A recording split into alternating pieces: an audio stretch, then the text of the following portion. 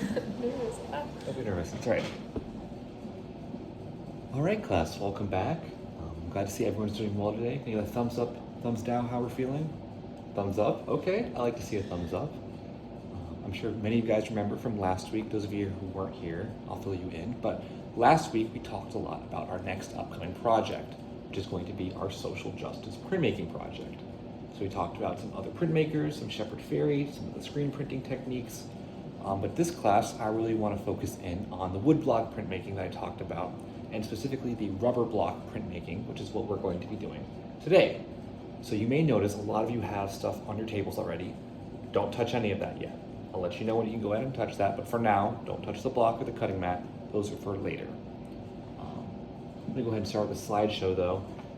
Just a little bit to review from last time. Our big enduring ideal is gonna be connecting with our community, and we're gonna be using a lot of different materials. And our big essential question that we were talking about was how can art help us connect with our community and raise awareness for issues that matter to us? Last time I know a lot of you guys brainstormed some really good ideas. Does anyone wanna share an idea they had for a specific idea that was really important to them? No, nothing that's really important to you? That's okay, we can move on. I appreciate the hands though. And in today's lesson, we're going to keep going with that idea, but we're going to start on the actual practical side by learning how to do the printmaking and carving sections that we're going to be spending a lot of the next class working on. So as you can see, we're going to be working with lino cut blocks, which are these rubber type of blocks that work a lot like wood cut, but they're a lot easier to cut. Here, make sure everyone in the class can see. Show it around. And I've got two different designs drawn on there. I'll show that off later during the demo. But we're going to be doing a type of printing called relief printmaking, which is any type of printmaking really where you carve away from a stamp or an object or a plate to create an image. There's other forms we talked about. You may remember the etching or the lithograph, which are not relief printmaking. Those are the types where you add things on. But in this lesson, we're going to be doing relief printmaking. This is also a practice day, so don't worry about your actual project ideas. I know we did a lot of good brainstorming last time, but we're going to be focusing on just our practical skills today. So what is relief printmaking? It's really just any type of printmaking, like I mentioned, where the design is carved into a block and then you print the raised surface. We're going to see an artist who does a lot of woodblock printmaking with our next artist on the slides, but you can also do it with rubber, with linoleum. Some artists can use metal or even funny things like foam, but we're going to be using rubber for this print. It lets you get pretty complex, but it's also a very rough and kind of thick line style. So it leads itself well into these large blocky print styles that we're going to be practicing in. Our first artist I want to talk about is one you might probably know. That's Kazuhiko Hukusai, who is a woodblock printmaker. I'm going to show some examples of his work. You probably recognize many of these, but he also created the Great Wave off Kanagawa, which I'm sure you definitely recognize. And our second artist is going to be Sherry York. She's actually a local artist who works on conservation issues, so I thought she'd be a good addition, talking about, social justice can mean things that matter to us, but it can also be things in our environment or in the world around us. So she does prints about birds that are endangered, and that's some examples of her prints right here. Are there any questions so far about printmaking or the woodblock printmaking? Okay, good. I'm going to keep moving on then. This is a project I did a little while ago, but this is just an example of how I would be doing a relief printmaking. We're going to do a demo in a second, so don't worry about this too much. But here's an example step-by-step of how this will work.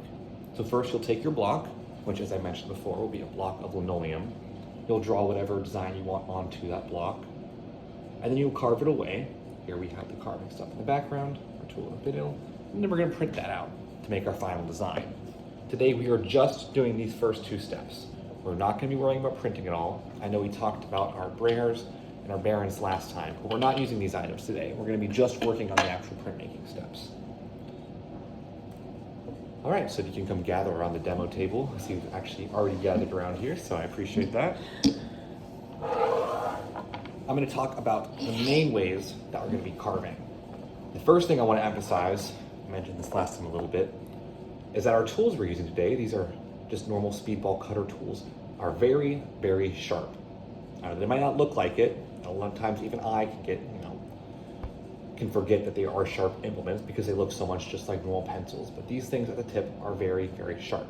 I don't say that to scare you, but I just want you guys to remember as you're working that these are tools that can cut you.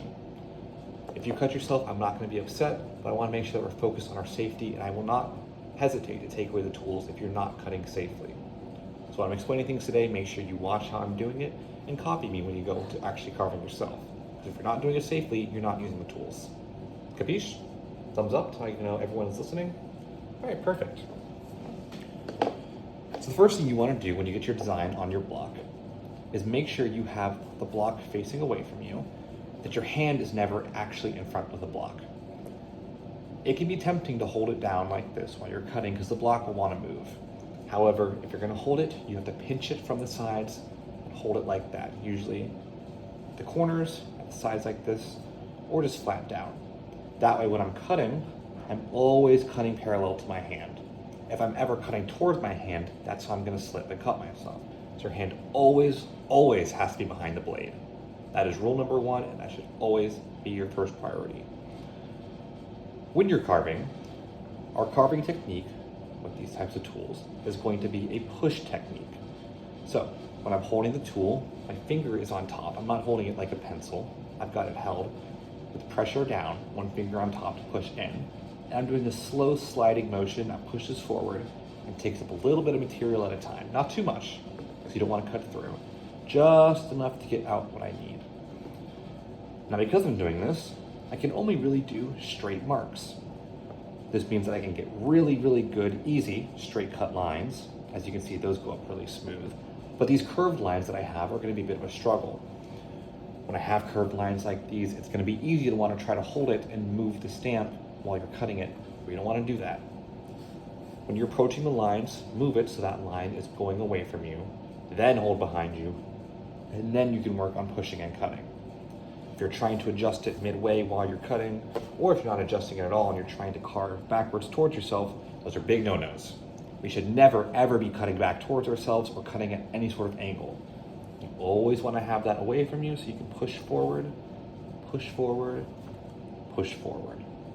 Doing this takes a little more time, but it's going to give you really nice, clean lines.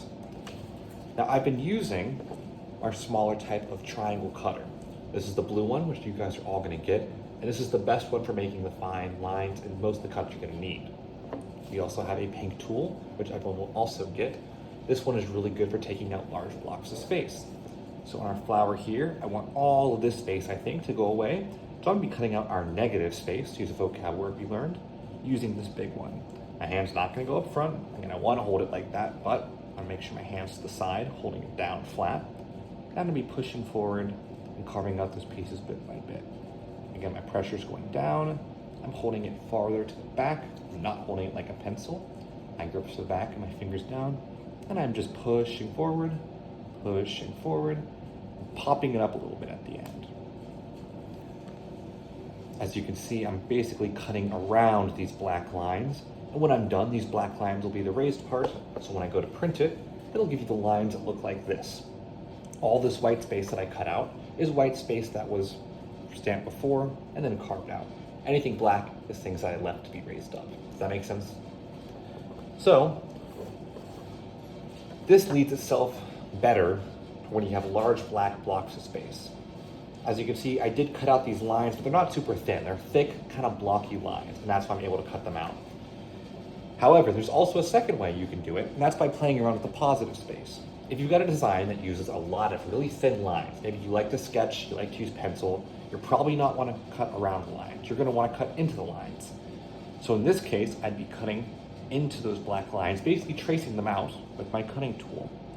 I'm going to be sticking with that same thin point tool, turning my block, keeping the pressure down, just constantly pushing away from myself while I'm cutting.